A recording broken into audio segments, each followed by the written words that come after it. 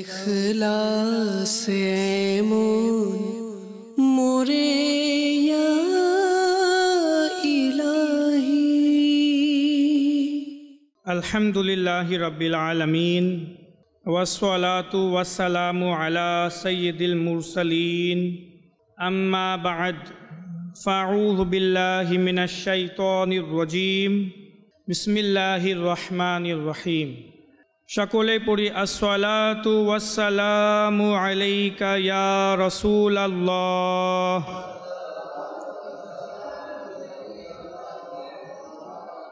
আসসালাতু ওয়াসসালামু আলাইকা ইয়া হাবিবাল্লাহ। আসসালাতু ওয়াসসালামু আলাইকা ইয়া নবিয়াল্লাহ। ওয়া আলা আলিকা ওয়া আসহাবিকা ইয়া নূরাল্লাহ। দুরূদ শরীফের অগণিত ফজিলত এবং বরকত রয়েছে। আমিরুল মুমিনিন হযরত মাওলায়ে কায়নাত আলীউল মুর্তজা কাররামাল্লাহু তাআলা ওয়াজহাহুল করিম থেকে বর্ণিত, আল্লাহ পাক জান্নাতে একটি বৃক্ষ সৃষ্টি করেছেন যার ফল আপেলের চেয়েও বড়, আনারের চেয়েও ছোট, মাখনের চেয়ে নরম আর মধুর চেয়েও মিষ্টি। এ বৃক্ষের ডালসমূহ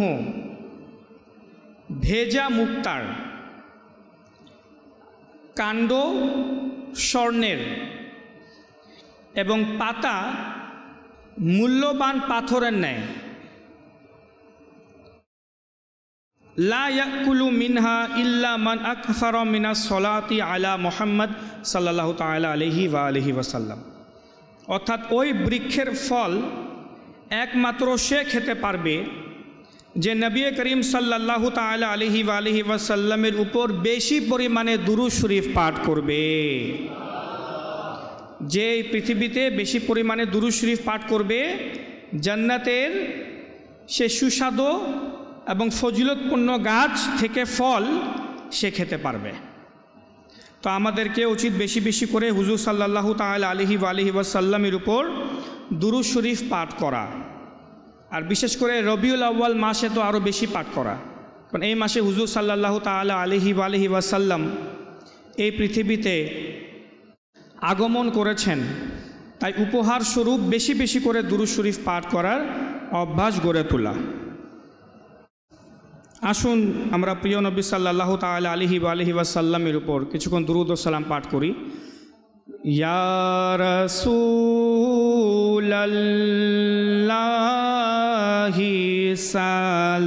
সালামুন আলাইক, ইয়া হাবিবাল্লাহি সালামুন আলাইক, ইয়া রাসূলাল্লাহি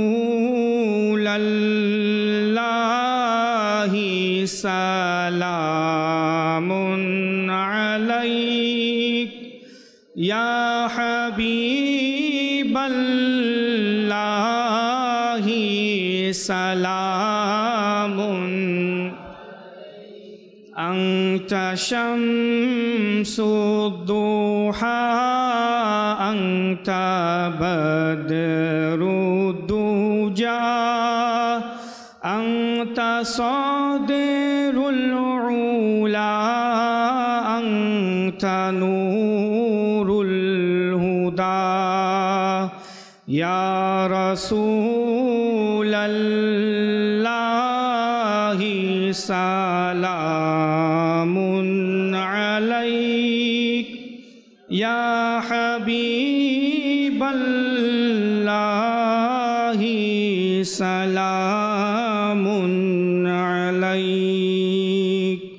আল্লাহ তাবারাকা ওয়া তাআলা সূরাতুল আরাফের 157 নম্বর আয়াতে মুবারাকাতে ইরশাদ করছেন, বিসমিল্লাহির রহমানির রহিম, الذين يتبعون الرسول النبي الأمي الذي يجدونه مكتوبا عندهم في التوراة والإنجيل يأمرهم بالمعروف وينهاهم عن المنكر ويحل لهم الطيبات ويحرم عليهم الخبائث ويضع عنهم إصرهم والأغلال التي كانت عليهم فالذين آمنوا به وعزروه ونصروه واتبعوا النور الذي أنزل معه أولئك هم المفلحون صدق الله العظيم وصدق رسوله النبي الكريم। যে আয়াতে মোবারকা আমি এখন তেলাওয়াত করেছি তা কোরআনে পাকের সূরাতুল আরাফের আয়াত। এটি এমন একটি গুরুত্বপূর্ণ আয়াতে মোবারকা যে এই একটি আয়াতে আল্লাহ তাবারাকা ওয়া তাআলা হুজুর সাল্লাল্লাহু তাআলা আলাইহি ওয়াসাল্লামের অসংখ্য গুণাবলী বয়ান করেছেন। শুধু একটি গুণ নয়, প্রিয় নবীর অসংখ্য বৈশিষ্ট্য এবং প্রিয় নবীর বৈশিষ্ট্য এবং বিশেষত্ব সম্পর্কে আলোচনা করেছেন। আর এমন সব গুণাবলী বয়ান করা হয়েছে যা আহলে সুন্নাত ওয়াল জামাতের আকীদার ভিত্তিতে তা প্রমাণিত হয়। আহলে সুন্নাত ওয়াল জামাতের যা আকীদা রয়েছে তার অনেক বড় একটি অংশ আয়াতে মুবারাকাতে আছে। তো ইনশাআল্লাহ তাবারাকা ওয়া তাআলা আমরা একটু একটু করে সংক্ষিপ্ত সময়ে প্রিয় নবী সাল্লাল্লাহু তাআলা আলাইহি ওয়াসাল্লামের কি প্রশংসা স্বয়ং আল্লাহ তাবারাকা ওয়া তাআলা করেছেন তা শুনব।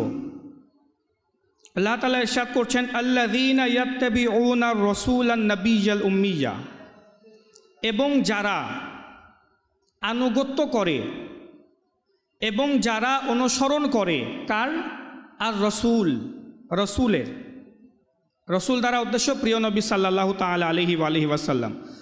আর রাসূলান নাবিয়্যা, সে রসুল যিনি নবী, ওয়াল উম্মিয়্যা, এবং সে রসুল যিনি উম্মি, আল্লাযী ইয়াজিদুনাহু মাকতুবান ইনদাহুম ফিত তাওরাতি ওয়াল ইনজিল, সে রসুল নবী এবং উম্মি যার আলোচনা পূর্বেকার আসমানি কিতাবসমূহে অর্থাৎ তওরাতে এবং ইনজিলেও ছিল। আল্লাহ তাআলা ইরশাদ করছেন, ইয়া'মুরুহুম বিল মা'রুফ ওয়া ইয়ানহাহুম আনিল মুনকার, তিনি সেই নবী যিনি মানুষদেরকে ভালো কাজের প্রতি আহ্বান করেন এবং মন্দ কাজ থেকে নিষেধ করেন। ওয়া ইউহিল্লু লাহুমুত তাইয়্যিবাত ওয়া ইউহাররিমু আলাইহিমুল খাবাইস, এবং তোমাদের জন্য পবিত্র জিনিসকে হালাল করেন এবং অপবিত্র জিনিসকে হারাম করেন। ওয়া ইয়াদাউ আনহুম ইসরাহুম, এবং তাদের উপর গোলাম, চাকর, গরিব, মিসকিন, দরিদ্র, এদের উপর থেকে কষ্টের বোঝাকে নামিয়ে দেন এই নবী। ওয়াল আগলাল আল্লাতী কানাত আলাইহিম, এবং গলার শৃঙ্খল যা তাদের উপর ছিল তা নামিয়ে দেন। এই সবগুলো গুণাবলী, বৈশিষ্ট্য এবং বিশেষত্ব বয়ান করার পর আল্লাহ তাবারাকা ওয়া তাআলা প্রিয় নবীর এই গুণাবলী সমূহকে ইসলামের আকীদা বানিয়ে দিয়েছেন। এই সকল গুণাবলীকে ইসলামের আকীদা অর্থাৎ ঈমান বানিয়ে দিয়েছেন। আল্লাহ তাআলা এরপর ইরশাদ করছেন, ফাল্লাযীনা আমানু বিহি, এই নবীকে, যে এই নবীর উপর যে ঈমান আনবে, যে গুণাবলী বৈশিষ্ট্য নবীর আলোচনা আমি করেছি, মুহাম্মদে আরবি সাল্লাল্লাহু তাআলা আলাইহি ওয়াসাল্লাম, এই নবীর উপর যে ঈমান নিয়ে আসবে, অর্থাৎ ঈমান আনতে হবে প্রিয় নবীর উপর এমনভাবে যেসব গুণাবলী আল্লাহ তাআলা বয়ান করেছেন সেই হিসাবে প্রিয় নবীকে নবী মানতে হবে। হ্যাঁ, একজন নবী আছেন মুহাম্মদে আরবি, উনি রসুল বা শেষ, এভাবে না, বরং আল্লাহ তাআলা যে সকল গুণাবলী বয়ান করেছেন সেইভাবে যে নবীকে মানতে পারবে, উলাইকা হুমুল মুফলিহুন, তারাই সফলকাম। তারাই কি? সফলকাম। এই আয়াতে মুবারাকার শুরুতে, এখন আসুন একটু একটু করে আমরা এই আয়াতে মুবারাকাকে একটু বোঝার চেষ্টা করি। আল্লাহ তাআলা এই আয়াতে মুবারাকার শুরুতে ইরশাদ করেছেন যে নবী তোমাদের মাঝে তশরিফ নিয়ে এসেছেন তিনি হচ্ছেন আর রসুল। তিনি কে? আর রসুল, তিনি হচ্ছেন আমার রসুল। যখন আল্লাহ তাআলা রসুল শব্দ বলে দিয়েছেন তো তা স্পষ্ট করে দেয় যে এই নবী অর্থাৎ মুহাম্মদে আরবি সাল্লাল্লাহু তাআলা আলাইহি ওয়াসাল্লাম আল্লাহ তাআলার পক্ষ থেকে এই সৃষ্টিকুলের জন্য বার্তাবাহক হয়ে এসেছেন। তিনি মেসেঞ্জার, আল্লাহ তাআলার মেসেজ, আল্লাহ তাআলার বার্তাসমূহ আমাদের কাছে নিয়ে এসেছেন। এটা প্রমাণিত হয়ে গেল, অর্থাৎ রিসালাতটি প্রমাণিত হয়ে গেল যে তিনি একজন রসুল। এরপর আল্লাহ তাআলা ইরশাদ করছেন আন নবিয়্যা, এই যে রসুল তোমাদের মাঝে তাশরিফ নিয়ে এসেছেন তিনি হচ্ছেন নবী। নবী শব্দের অর্থ কি? নবী শব্দের অর্থ হচ্ছে অদৃশ্যের সংবাদ প্রদানকারী। যত বড় বড় অ্যারাবিক ডিকশনারি সমূহ রয়েছে ওই অ্যারাবিক ডিকশনারিতে আপনি নবী শব্দের অর্থ অদৃশ্যের সংবাদ প্রদানকারী পাবেন। আমরা যে নবী নবী বলি এই নবী শব্দের অর্থই অদৃশ্যের সংবাদ প্রদানকারী। এই নবী শব্দের উৎপত্তি হয়েছে নাবাউন শব্দ দ্বারা, আর নাবাউন শব্দের অর্থই হচ্ছে অদৃশ্যের সংবাদ প্রদান করা। আর প্রিয় নবী সাল্লাল্লাহু তাআলা আলাইহি ওয়াসাল্লাম আমাদেরকে অদৃশ্যের সংবাদ দিয়েছেন, এটাকে অস্বীকার করতে পারবে না। 1400 বছর পূর্বে প্রিয় নবী বলে দিয়েছিলেন যে কিয়ামত পর্যন্ত কি কি ঘটবে, কোন কোন সম্প্রদায় আসবে, কে কি করবে। বুখারী শরীফের হাদিস অনুযায়ী সাহাবী বলেন যে একবার প্রিয় নবী সাল্লাল্লাহু আলাইহি ওয়াসাল্লাম মেম্বর শরীফের উপরে দাঁড়ান, উঠে বসেন এবং কিয়ামত পর্যন্ত যা কিছু হবে সব কিছু বয়ান করে দেন। এক লাগাতার সব কিছু বলে দেন তিনি, কিয়ামত পর্যন্ত কি কি হবে। হুজুর সাল্লাল্লাহু আলাইহি ওয়াসাল্লামের অদৃশ্যের সংবাদ প্রদান করার উপর যত হাদিসে মুবারাকা আছে, কিন্তু এগুলো এক একটি করে বয়ান করা শুরু করি অনেক সময়ের প্রয়োজন। শুধু এই হাদিসে মুবারাকা দ্বারা বোঝার চেষ্টা করুন যে প্রিয় নবী সাল্লাল্লাহু তাআলা আলাইহি ওয়াসাল্লাম ইরশাদ করেছেন ইন্নাল্লাহা রাফাআ লিদ-দুনিয়া ফাআনা আনজুরু ইলাইহা ওয়া ইলা মা হুয়া কাইনুন ফিহা ইলা ইয়াউমিল কিয়ামাতি কাআন্নামা আনজুরু ইলা কাফিন হাযা। প্রিয় নবী বলেন যে আল্লাহ তাবারাকা ওয়া তাআলা এ পুরা পৃথিবীকে, জগৎকে আমার সামনে এত ছোট করে দিয়েছেন, আমি এই জগৎটাকে এমনভাবে দেখি যেভাবে আমার হাত আছে, এবং কিয়ামত পর্যন্ত মা হুয়া কাইনুন ইলা ইয়াউমিল কিয়ামা, এবং কিয়ামত পর্যন্ত যা কিছু হবে আমিও সব কিছু নিজের চোখে দেখতে পাচ্ছি। হুজুর সাল্লাল্লাহু আলাইহি ওয়াসাল্লাম ইরশাদ করছেন। তাই আল্লাহ তাবারাকা ওয়া তাআলা ইরশাদ করেছেন আর রাসূলান নবিয়্যা, যিনি এসেছেন তিনি রাসূল, রিসালাতের বহনকারী, রিসালাতের দায়িত্ব যার উপর রয়েছে, আর নবিয়্যা এবং অদৃশ্যের সংবাদ প্রদানকারী। এরপর আল্লাহ তাআলা ইরশাদ করেছেন আন উম্মিয়্যা। আল্লাহ তাআলা এক একটা শব্দের মধ্যে প্রিয় নবীর প্রশংসায় এক একটা শব্দ ব্যবহার করেছেন, কিন্তু ওই এক একটা শব্দ সমুদ্রের জ্ঞান নিয়ে আছে নিজের মাঝে। ও এক একটা শব্দের ব্যাখ্যা তাফসীর করতে গেলে অনেক সময়ের প্রয়োজন, কিন্তু আমি শুধু সামান্য টাচ দিয়ে যাচ্ছি। উম্মি শব্দের অর্থ কী? অনেক অশিক্ষিত লোকেরা এই উম্মি শব্দের অর্থ করেছে নাউযুবিল্লাহ মিন যালিক, অশিক্ষিত, নিরক্ষর। যে হুজুর সাল্লাল্লাহু তাআলা আলাইহি ওয়াসাল্লাম নিরক্ষর। ডিকশনারিতে অ্যারাবিক যত ডিকশনারি আছে এই অ্যারাবিক ডিকশনারি সমূহে উম্মি শব্দের অর্থ হচ্ছে যে কারো কাছে পড়াশোনা করে নাই। উম্মি শব্দের অর্থ কি? যে কারো কাছে জ্ঞান অর্জন করে নাই। তো এটা ফলাফল স্বরূপ কি বের করলো অশিক্ষিতরা? যে হুজুর সাল্লাল্লাহু আলাইহি ওয়াসাল্লাম তো কারো কাছে জ্ঞান অর্জন করেন নাই, নাউযুবিল্লাহ মিন যালিক, তিনি অশিক্ষিত, তিনি নিরক্ষর। অথচ দেখুন প্রত্যেক জ্ঞান সম্পন্ন ব্যক্তি একথা বুঝতে পারে যেই সৃষ্টিকর্তা আল্লাহ রাব্বুল আলামিন নিজের নবীর প্রশংসায় প্রথমে তাকে রসুল বলেছেন, যে জগৎবাসীর রসুল, তারপর আবার নবীও বলেছেন যে অদৃশ্য সংবাদদাতা, তারপরে আবার তাকে বলবে অশিক্ষিত। এটা কি সম্মান বাড়ানো নাকি সম্মান কমানো? তো আল্লাহ তাবারাকা ওয়া তাআলা নিজের হাবিবের প্রশংসা করতে গিয়ে আবার তার সম্মান হানি করবে, বলে দিবে যে তিনি নিরক্ষর, নাউযুবিল্লাহ মিন যালিক। এটা ভুল, এ অর্থই ভুল। এর জন্যই উলামায়ে কেরামগণ ইরশাদ করেছেন যে কোরআনের তাফসীর এবং কোরআনের ব্যাখ্যা করার ক্ষমতা সবার মাঝে নাই। সবাই কোরআনের ব্যাখ্যা এবং তাফসির করতে পারে না, অনেক ব্রড মেন্টালিটি থাকতে হয় কোরআনের অর্থকে বোঝার জন্য। সাহাবায়ে কেরামগণ, সকল সাহাবায়ে কেরাম নিজে থেকে কোরআনের তাফসির করতেন না, তারা কোরআনে পাকের তাফসির জানার জন্য অপর সাহাবীর কাছে যেতেন, যে তাফসিরের উপর যার দক্ষতা রয়েছে তার কাছে যেতেন। তারা সাহাবী হওয়া সত্ত্বেও সকল সাহাবী কোরআনের তাফসির করতেন না। হযরত আব্দুল্লাহ ইবনে আব্বাস রাদিয়াল্লাহু তাআলা আনহুর কাছে যেতেন, তিনি কোরআনের তাফসিরে তার দক্ষতা ছিল। হযরত আলী রাদিয়াল্লাহু তাআলা আনহুর কাছে যেতেন, কোরআনের দক্ষতা ছিল। হযরত আমিরুল মুমিনিন উমর বিন খাত্তাব রাদিয়াল্লাহু তাআলা আনহু স্বয়ং নিজে ও সকল সাহাবীর কাছে যেতেন যারা তাফসিরের উপর যাদের দক্ষতা আছে। তো সবার তাফসিরও পড়া যাবে না। উম্মি শব্দের অর্থ যে হুজুর সাল্লাল্লাহু তাআলা আলাইহি ওয়াসাল্লাম দুনিয়ার কোনো মানুষের কাছে জ্ঞান অর্জন করে নাই।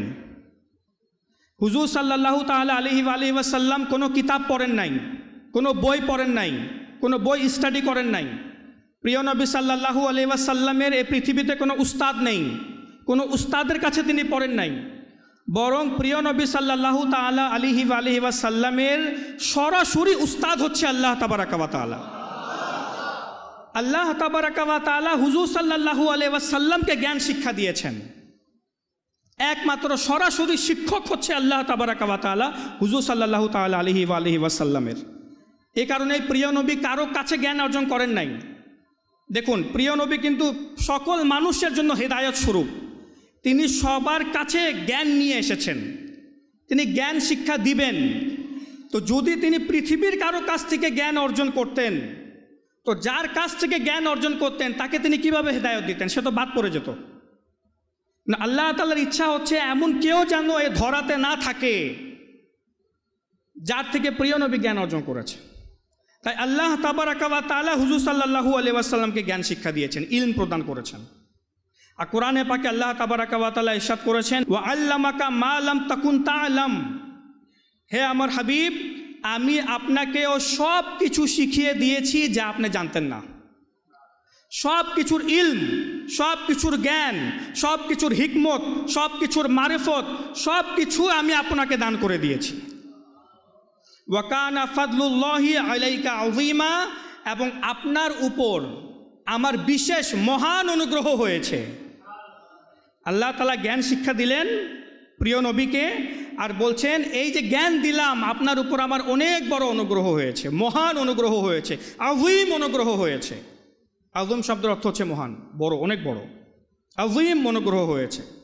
অথচ দেখুন ইমাম ফখরুদ্দিন রাজি রহমাতুল্লাহি তাআলা আলাইহি এই আয়াতের তাফসীর করতে গিয়ে ইরশাদ করেছেন, আল্লাহ তাবারাকা ওয়া তাআলা সূরা বনী ইসরাইল 15 নম্বর পারায় ইরশাদ করেছেন, ওয়া মা উতিতুম মিনাল ইলমি ইল্লা কলিলা।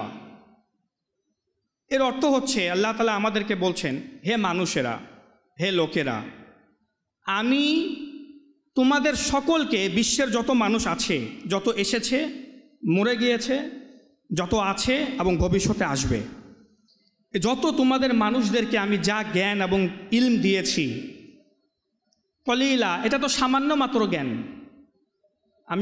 আমি তোমাদের সকলকে যে ইলম দিয়েছি, যে বুদ্ধি দিয়েছি, এটা সামান্য, এটা কিছুই না। পুরা বিশ্বের মানুষের জ্ঞানকে আল্লাহ তাআলা তুচ্ছ বলছেন। সৃষ্টিকর্তা কি বলছেন? এটা অল্প, তোমাদেরকে যে আমি জ্ঞান দিয়েছি এটা অল্প।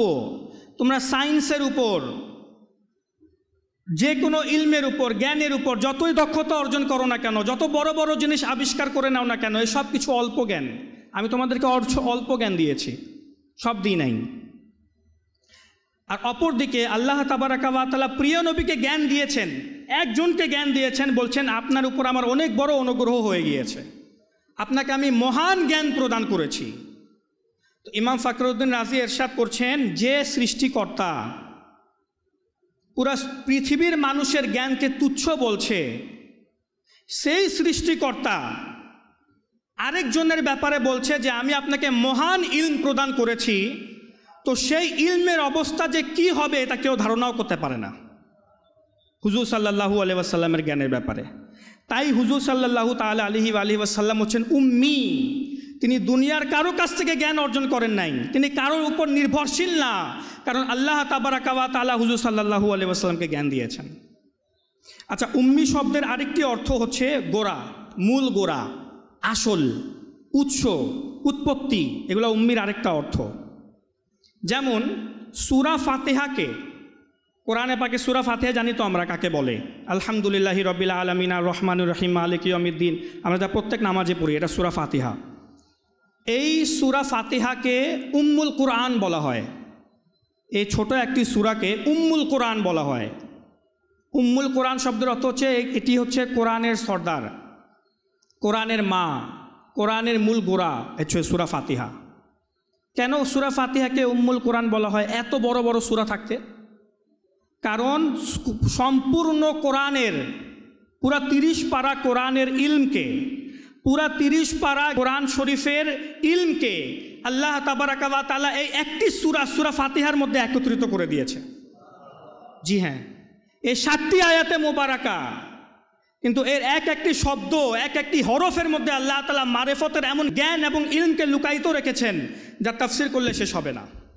তাই তো হযরত মাওলা আলী রাদিয়াল্লাহু তাআলা আনহু ইরশাদ করেছেন, ইসলামের চতুর্থ খলিফা হযরত মাওলা আলী রাদিয়াল্লাহু তাআলা আনহু, যে যদি আমি শুধু সূরা ফাতিহার তাফসীর করতে বসি তো 70টা উট কিতাবাদি দ্বারা ভরে যাবে, ওই পুরো সূরা ফাতিহার তাফসীর শেষ হবে না।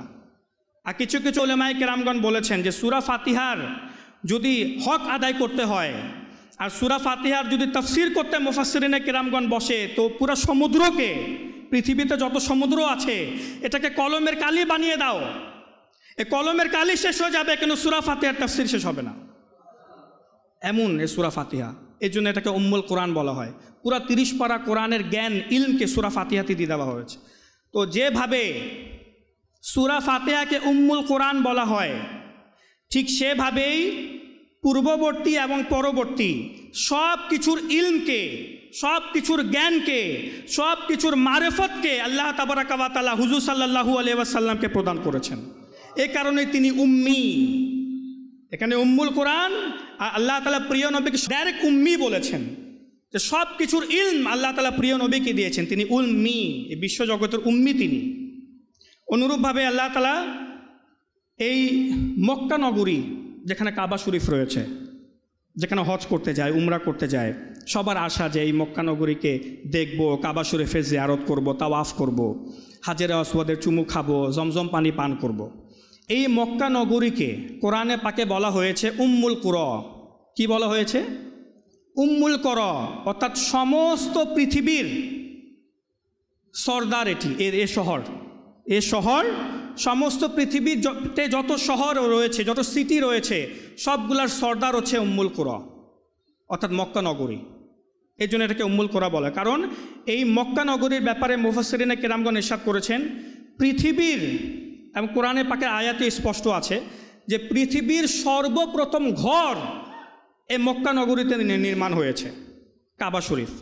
যখন এই পৃথিবীতে কোনো ঘর ছিল না, ঘর ছিল না, 4 দেয়াল বিশিষ্ট বাসা, তখন সর্বপ্রথমে মক্কা নগরীতে কাবা শরীফ স্থাপিত হয়, সর্বপ্রথম ঘর। আর কিছু রিওয়ায়াতে রয়েছে এই পৃথিবীকে যখন আল্লাহ তাআলা সৃষ্টি করা শুরু করেন তো সর্বপ্রথম যে জমিন সৃষ্টি হয় সেটা হচ্ছে মক্কা নগরী। এই মক্কা নগরী দ্বারা পৃথিবীর জমিনের সৃষ্টির সূচনা হয়, এই জন্য এটা উম্মুল কুরা। তো যেভাবে এই মক্কা নগরী উম্মুল কুরা, ঠিক সেভাবেই হুজুর সাল্লাল্লাহু তাআলা আলাইহি ওয়াসাল্লাম, যার নূরকে আল্লাহ তাআলা সর্বপ্রথম সৃষ্টি করেছেন এবং যার নূর দ্বারা সমস্ত ইউনিভার্সকে আল্লাহ তাআলা তৈরি করেছেন, এই কারণে প্রিয় নবী সাল্লাল্লাহু আলাইহি ওয়াসাল্লাম উম্মি। এই কারণে প্রিয় নবী উম্মি, তিনি হচ্ছেন সমস্ত সৃষ্টির সূচনা, হুজুর সাল্লাল্লাহু তাআলা আলাইহি ওয়াসাল্লাম। তো আল্লাহ তাবারাকা ওয়া তাআলা ইরশাদ করেছেন, আর রাসূলান নবিয়্যাল উম্মিয়্যা, তিনি রসুল, আর নবী অদৃশ্যের সংবাদ প্রদানকারী, ওয়াল উম্মিয়্যা, এবং এমন জ্ঞানী যে স্বয়ং আল্লাহ তাবারাকা ওয়া তাআলা থেকে জ্ঞান অর্জন করেছে। এরপর আল্লাহ তাআলা ইরশাদ করছেন, ইয়াজিদুনাহু মাকতুবান ইনদাহুম ফিত তাওরাতি ওয়াল ইনজিল, এবং এ নবীর আলোচনা তাওরাত শরীফেও ছিল এবং ইনজিল শরীফেও ছিল। আমাদের আসমানি কিতাবের নাম কি? কোরআন শরীফ। আমাদের পূর্বে যে কিতাবসমূহ অবতীর্ণ হয়েছিল অন্যান্য নবীদের উপর, ঈসা আলাইহিস সালাম, মুসা আলাইহিস সালাম, ইনাদের উপর, তাওরাত শরীফ, ইনজিল শরীফ, জাবুর শরীফ, এই সকল আসমানি কিতাবসমূহেও প্রিয় নবী এখনও পৃথিবীতে আসেন নাই। এখন কথা আমি যা শুরু করছি, এখনও মনে করেন প্রিয় নবী আসেন নাই, ওই সময়কার কথা। প্রিয় নবী সাল্লাল্লাহু আলাইহি ওয়াসাল্লাম পৃথিবীতে আসে নাই, কিন্তু প্রিয় নবীর আলোচনা, তার বৈশিষ্ট্য, তার গুণাবলী, তার শান, মান, মর্যাদা এবং বিশেষত্ব, ওই সব কিছু তাওরাত এবং ইনজিল শরীফে অনেক বেশি আকারে বয়ান হয়েছিল। এত বেশি প্রিয় নবীর প্রশংসা হয়েছিল অন্যান্য আসমানি কিতাবে যে একজন শ্রেষ্ঠ রাসূল আসবেন, এইভাবে, এখনও আসেন নাই, একজন শ্রেষ্ঠ রাসূল আসবেন, এইভাবে পুরো এত বেশি প্রশংসা ছিল যে ওই সময়কার লোকেরা প্রিয় নবী সাল্লাল্লাহু আলাইহি ওয়াসাল্লামের সত্তা দ্বারা প্রভাবিত হয়ে যায় এবং তারা বুঝে যায় যে ইনি এমন একজন সত্তা যে এখনও পৃথিবীতে আসেন নাই, কিন্তু তার আলোচনা সৃষ্টিকর্তা এত বেশি করেছেন, তার প্রশংসা এত বেশি করেছেন যে আমাদের কিতাবে তার প্রশংসা আছে, আসমানি কিতাবে, যেখানে বিধিবিধান বয়ান হওয়ার কথা, যেখানে শরীয়তের আহকাম বয়ান হওয়ার কথা, সেখানে আল্লাহ তাবারাকা ওয়া তাআলা এ নবীর আলোচনা করছেন যিনি এখনও আসেনও নাই, যিনি আসবেন। তাই তারা কি করলো, তাফসিরে কবির, তাফসিরে ইবনে জারির, ইমাম জালালউদ্দিন সুয়ুতি নিজের তাফসিরে এবং আল্লামা আলুসিও তার রুহুল বয়ানে, আর বড় বড় মুফাসসিরিনে কেরামগণ রিওয়ায়াত করেছেন, তারা যখন দেখলো যে একটা ব্যক্তির এত প্রশংসা আল্লাহ তাআলা তার কিতাবে করেছেন, ওহীর আকারে নাজিল করেছেন, তো নিঃসন্দেহে তিনি সামান্য কেউ নয়। তাই তারা কি করলো, তাদের যখনই কোনো প্রবলেম আসতো, তারা যখনই কোনো সমস্যার সম্মুখীন হইতো, তারা প্রিয় নবী সাল্লাল্লাহু তাআলা আলাইহি ওয়াসাল্লামের ওসিলা নিয়ে দোয়া চাওয়া শুরু করে দিত। আর মুফাসসিরিনে কেরামগণ ইরশাদ করেন যে তারা এইভাবে দোয়া চাইতো, কিভাবে, আল্লাহুম্মা সুন্না বিন নবিয়্যিল মাবউসি ফি আখিরিজ জামান আল্লাযী নাজিদ নাআতাহু ওয়া সিফাতাহু। হে মওলা, হে আমাদের সৃষ্টিকর্তা, ওই নবীর ওসিলায় আমাদের সাহায্য করো যিনি শেষ জমানায় তশরিফ নিয়ে আসবেন। আল্লাযী নাজিদ নাআতাহু ওয়া সিফাতাহু, যার প্রশংসা আমরা আমাদের কিতাবের মধ্যে পেয়েছি, তার ওসিলায় তুমি আমাদেরকে সাহায্য করো। অথচ তাওরাত শরীফ, ইনজিল শরীফ, অন্যান্য আসমানি কিতাব আমাদের প্রিয় নবী সাল্লাল্লাহু তাআলা আলাইহি ওয়াসাল্লামের আগমনেরও আরও হাজার হাজার বছর পূর্বে অবতীর্ণ হয়েছিল, হাজার হাজার বছর পূর্বে। আর ওই সময় থেকে প্রিয় নবীর প্রশংসা হচ্ছে, ওই সময় থেকে হুজুর সাল্লাল্লাহু আলাইহি ওয়াসাল্লামের বৈশিষ্ট্য, গুণাবলী এবং তার ওসিলা নিয়ে দোয়া চাওয়া হচ্ছে। অথচ প্রিয় নবীর আগমনে এখনও হাজার বছর বাকি, হাজার বছর বাকি। আজ আমরা প্রিয় নবীর প্রশংসা করছি কারণ প্রিয় নবী 1400 বছর হয়েছে পর্দা করেছেন, আর একটা সময় ছিল প্রিয় নবীর আগমনে 1400 বছর বাকি, আর মানুষেরা মিলাদুন নবী উদযাপন করছে যে এক নবী আসবে, এক নবীর মিলাদ হবে। মিলাদুন নবী মানে কি? নবীর আগমন, যে নবীর আগমন হবে, নবীর আগমন ঘটবে, শেষ জমানার নবী আসবে। শুধু তাই নয়, বর্ণিত আছে হযরত মুসা কালিমুল্লাহ আলা নবিয়ানা ওয়া আলাইহিস সালাতু ওয়াস সালামের যুগে এক অনেক বড় এক গুনাহগার বান্দার ইন্তেকাল হয়। অনেক বড় নাফরমান বান্দা ছিল, মানে কোনো গুনাহ সে বাদ রাখে নাই, আর অনেক বড় মধ্যপায়ীও ছিল। তো সে এলাকার মানুষেরা যেহেতু তাকে ঘৃণা করত, তার লাশকে উঠিয়ে ময়লা আবর্জনার স্তূপে ফেলে চলে যায়। এর জানাজা কে পড়বে, একে কাফন দাফন কে দিবে এত খারাপ মানুষকে? তার লাশকে কি করে, ময়লা আবর্জনার স্তূপে ফেলে চলে যায়। এইদিকে আল্লাহ তাবারাকা ওয়া তাআলা মুসা আলাইহিস সালামের উপর ওহী নাজিল করেন এবং ইরশাদ করেন, হে মুসা, আমার এক প্রিয় বান্দাকে মানুষেরা ময়লা আবর্জনার স্তূপে ফেলে চলে গিয়েছে, তুমি যাও আদব কায়দার সাথে, সম্মানের সাথে তাকে কাফন দাফন পরাও, গোসল করাও এবং তাকে জানাজা দাও, জানাজা পড়ায় তাকে দাফন করে দাও। মুসা আলাইহিস সালাম তো জানতেন না সে ব্যক্তিকে। যখন তিনি ময়লা আবর্জনা স্তূপের গেলেন, নিকটে গেলেন, তো দেখলেন সে তো অনেক বড় গুনাহগার বান্দা। মুসা আলাইহিস সালামও চিনতেন, তিনি তো নবী ছিলেন, নিজের উম্মতির ব্যাপারে জানবেন, বলে এ তো অনেক বড় গুনাহগার বান্দা। কিন্তু তখন সে আদবের কারণে মুসা আলাইহিস সালাম আল্লাহ তাআলাকে আর কিছু বলেন নাই। তিনি কি করলেন, ময়লা আবর্জনা স্তূপ থেকে বের করে গোসল দিলেন, কাফন দাফন সব কিছু সম্পূর্ণ করলেন। এরপর তিনি আরজ করলেন, হে আল্লাহ, এই আমার যে উম্মতি, তোমার যে বান্দা, এ তো অনেক গুনাহগার বান্দা ছিল, এ তো অনেক বড় একদম মশহুর প্রসিদ্ধ মধ্যপায়ী ছিল, তুমি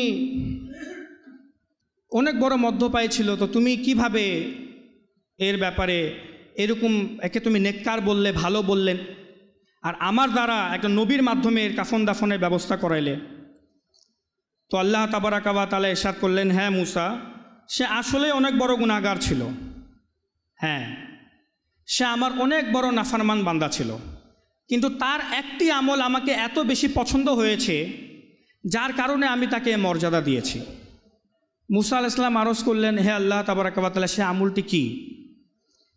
আল্লাহ তাবারাকা ওয়া তাআলা ইরশাদ করলেন, সে যখনই তওরাত শরীফ খুলতো, আসমানি কিতাব তেলাওয়াত করার জন্য তওরাত শরীফ যখন খুলতো, তো ওয়া নাযারা ইলা ইসমি মুহাম্মদ সাল্লাল্লাহু আলাইহি ওয়াসাল্লাম ক্বাব্বালাহু ওয়াদাআহু আইনাইহি ওয়া সাল্লা আলাইহি ফাশাক্কাতু যালিকা লাহু গাফারতু যুনুবাহু ওয়া যাওয়াজতাহু 70 হুরা।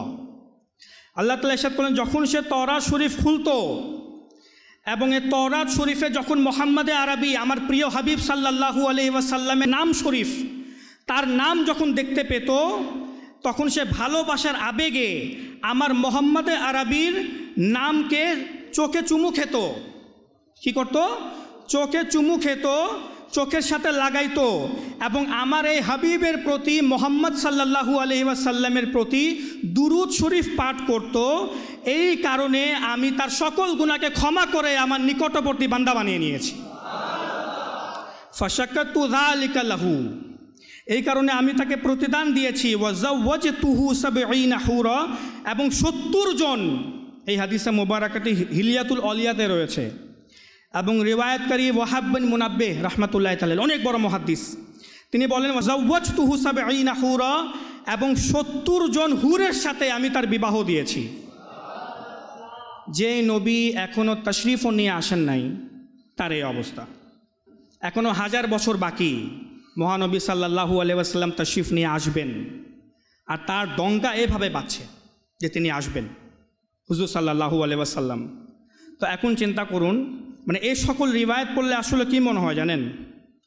মনে হয় যে প্রিয় নবী সাল্লাল্লাহু তাআলা আলাইহি ওয়াসাল্লামকে আল্লাহ তাবারাকা ওয়া তাআলা এত মহব্বত করেন যে এটা আল্লাহ তাআলার ইচ্ছা যে আমার এ নবী আগমনের পূর্বেও এবং পরেও যেন মানুষেরা সর্বদা ঈদে মিলাদুন্নবী অর্থাৎ তার আগমনের খুশি উদযাপন করতে থাকে। একটা আছে না, একটা বিশেষ কোনো মন্ত্রী, মিনিস্টার, প্রেসিডেন্ট যখন কোনো জায়গায় আসে, তো পূর্বে থেকে মানুষ প্রোটোকল দেওয়ার জন্য দাঁড়িয়ে থাকে, ঠিক না? এক দেশের রাষ্ট্রমন্ত্রী যখন আরেক রাষ্ট্রে যায়, তখন কত ধুমধামের সাথে একদম পুরো রাস্তাকে ব্লক করে রাখা হয় আইন শৃঙ্খলা বাহিনী দ্বারা, এবং মানুষেরাও দাঁড়িয়ে থাকে। কেন? তাকে সংবর্ধনা জানানোর জন্য, মোবারকবাদ দেওয়ার জন্য যে আমাদের রাষ্ট্রে এসেছেন। হুজুর সাল্লাল্লাহু তাআলা আলাইহি ওয়াসাল্লামের প্রোটোকলের ব্যবস্থা আল্লাহ তাবারাকা ওয়া তাআলা হাজার হাজার বছর পূর্বে থেকে করছেন। আর শুধু তাই নয়, ইমাম আরজুকি আখবারে মক্কা কিতাবের মধ্যে রিওয়ায়াত করেছেন, যত নবী রাসূলগণ এই পৃথিবীতে তাশরিফ নিয়ে এসেছে, তারা যখন নিজের সম্প্রদায় থেকে নিরাশ হয়ে যেত, তারা তো প্রথমে নিজের সম্প্রদায়কে, নিজের উম্মতেরকে নেকির দাওয়াত দিতেন, ঈমান গ্রহণ করার ব্যাপারে বলতেন। আর তারা যদি ঈমান না নিয়ে আসতো বা ফিরিয়ে দিত না, আমরা আপনার উপর ঈমান আনবো না, তখন সেই নবী রাসূলগণ নিরাশ হয়ে সে দেশকে ছেড়ে, সে শহরকে ছেড়ে বা সে সম্প্রদায়কে ত্যাগ করে চলে যেতেন। আর অনেক সময় আল্লাহ তাআলা বলতেন যে হে নবী, আপনি চলে যান, আমি এদের উপর আযাব নাজিল করব। লূত আলাইহিস সালাম হোক বা সলেহ আলাইহিস সালাম হোক, অন্যান্য নবীদের ক্ষেত্রে এটাই হয়েছে। নবীদেরকে বলে দেওয়া হয়েছে আপনি চলে যান, আমি এদের উপর আযাব নাজিল করব। তো আখবারে মক্কা কিতাবে রয়েছে, যখন নবী রাসূলগণ নিজেদের দেশ ছেড়ে, শহর ছেড়ে, নিজের সম্প্রদায়কে ত্যাগ করে যখন অন্য জায়গায় যেতেন, তো কোথায় যেতেন জানেন? মক্কাতুল মুকাররমাতে। বেশিরভাগ নবী রাসূলগণ নিজের দেশকে ছাড়ার পর বা নিজের সম্প্রদায় থেকে নিরাশ হওয়ার পর তারা মক্কাতুল মুকাররমাতে যেতেন এই নিয়তে যে কি জানি মুহাম্মদে আরবির সাথে সাক্ষাৎ হয়ে যায়। কারণ সকল নবী রাসূলগণ জানতেন মুহাম্মদে আরবি আসবে, সকল নবী রাসূলগণ জানতেন মুহাম্মদে আরবির মিলাদ হবে, তার আগমন হবে, তার জন্ম হবে। কিন্তু আল্লাহ তাআলা একটা সাসপেন্স রেখে দেন, তিনি কখন আসবেন এটা কেউ জানতো না, কখন আসবেন এটা কেউ জানতো না। জানতেন সবার শেষে আসবে, কিন্তু সবার শেষ কখন এটা তো কেউ জানতো না। সব নবী মনে করতো হইতে পারে আমার পরেই সে শেষ নবী আসবে, সব নবী এটা মনে করতো। তো ওই নবীর সাথে অর্থাৎ মুহাম্মদে আরবি সাল্লাল্লাহু আলাইহি ওয়াসাল্লামের সাথে যেন সাক্ষাৎ হয়ে যায়, তার সংস্পর্শ যেন পেতে পারি, তার উম্মতি যেন হতে পারি, এই নিয়তে মক্কাতুল মুকাররমাতে যেতেন। কারণ তারা জানতো যে প্রিয় শেষ জমানার আখিরি জমানার নবীর আগমন মক্কা নগরীতেই হবে। এমন ছিলেন আমার নবী সাল্লাল্লাহু আলাইহি ওয়াসাল্লাম, যার আলোচনা হাজার হাজার বছর ধরে হচ্ছিল। আর আজ 1400 বছর পর প্রিয় নবী সাল্লাল্লাহু আলাইহি ওয়াসাল্লামের আগমনের আনন্দ উদযাপন করলে, প্রিয় নবীর শান মান এবং মর্যাদা বয়ান করলে অনেকের হজম হয় না, অনেককে খারাপ লাগে। যে নবীর আলোচনা আল্লাহ তাবারাকা ওয়া তাআলা হাজার হাজার বছর পূর্বে থেকেই করাচ্ছেন, বান্দাদের থেকে করাচ্ছেন, আর ইনশাআল্লাহ কিয়ামত পর্যন্ত হইতেও থাকবে, কেউ বাধা দিতে পারবে না। কিন্তু যারা এরকম ওয়াসওয়াসা দেয়, কুমন্ত্রণা দেয় যে মিলাদুন নবী কোথায় হয়েছে, প্রিয় নবীর এত প্রশংসা কেন, প্রিয় নবীর এত শান মান মর্যাদা কেন, আরে আল্লাহ তাআলা যার শান মর্যাদা বয়ান করেছেন, তো তুমি কে হও তার শান মর্যাদাকে থামানোর? ইয়া রাসূলুল্লাহ, আল্লাহ তাবারাকা ওয়া তাআলা মারহাবা আল্লাহ তাবারাকা ওয়া তাআলা হুজুর সাল্লাল্লাহু তাআলা আলাইহি ওয়া সাল্লামকে মন প্রাণ দিয়ে ভালোবাসার তৌফিক দান করুক। মনে রাখবেন, কেউ যদি বলে কোথায় মিলাদুন নবীর কথা লেখা, আরে কোথায় দলিল, কোথায় শান মর্যাদা, তো মনে রাখবেন হুজুর সাল্লাল্লাহু তাআলা আলাইহি ওয়া সাল্লামের মিলাদুন নবী উদযাপন করার জন্য আমাকে আজকে দলিল দিতে হবে, এমন যুগ চলে এসেছে। আমার নবীর শান মর্যাদা বয়ান করার জন্য আজকে আমাকে দলিল দিতে হবে, এ সময় চলে এসেছে। যার ওসিলায় সব কিছু পেয়েছি, যার ওসিলায় আমি আল্লাহ তাআলার পরিচয় পেয়েছি, কোরআন পেয়েছি, ঈদুল আজহা পেয়েছি, শবে কদর পেয়েছি, আজ তার কেন শান মর্যাদা বয়ান করব, তার আগমনের খুশি কেন উদযাপন করব, এটার জন্য আমাকে দলিল দিতে হবে? কখনোই না। আর যদি দিতে হয় তো দিব, অসংখ্য আছে। প্রথমে তুমি নিজের কল্পকে পরিষ্কার করো, নিজের হৃদয়কে পরিষ্কার করো, তারপর কোরআন পড়ো, দলিল কাউকে দিতে হবে না, তুমি নিজে পেয়ে যাবে। আল্লাহ তাবারাকা ওয়া তাআলা আমাদেরকে মনে প্রাণে মিলাদুন নবী উদযাপন করার তৌফিক দান করুক। আমিন বিজাহিন নবীজিল আমিন সাল্লাল্লাহু তাআলা আলাইহি ওয়াসাল্লাম। সাল্লু আলাল হাবিব সাল্লাল্লাহু তাআলা আলা মুহাম্মদ সাল্লাল্লাহু তাআলা আলাইহি ওয়াসাল্লাম। দাও ইখলাস এমন মোরে